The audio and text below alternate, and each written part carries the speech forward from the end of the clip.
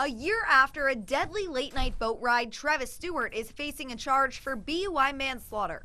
Investigators say Stewart was boating through Old Tampa Bay with his cousin Jonathan Buckfold around 2 a.m. last July.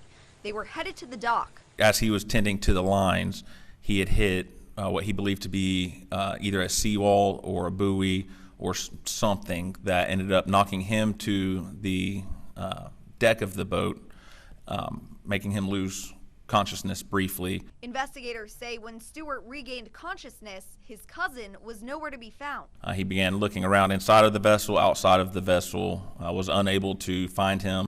On Monday, detectives took the stand in a Hillsborough County courtroom during Stewart's pretrial detention hearing. After the crash, they say Stewart went to his parents' house nearby, but nobody answered, so he drove back to his house. Eventually, 911 was called. But investigators say the information didn't add up, specifically about exactly where the crash happened. Stewart's attorney says that could be explained by the traumatic brain injury and brain bleed that he suffered during the crash. Okay, and he was actually diagnosed with amnesia within an hour of being in the emergency room. Were you aware of that? I was not aware of that. Okay.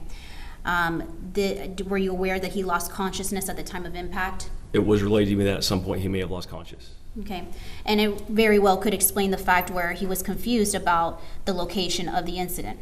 Stewart allegedly told investigators his phone was dead at the time, which is why he couldn't call for help immediately. His attorney also said that his cousin's family has told law enforcement they don't want to press charges. At the hearing Monday, a Hillsborough County judge had stern words for Stewart. In fact, your 911 call and your statement to investigator Carter at the hospital appear to be cold, calculated, self-serving fiction.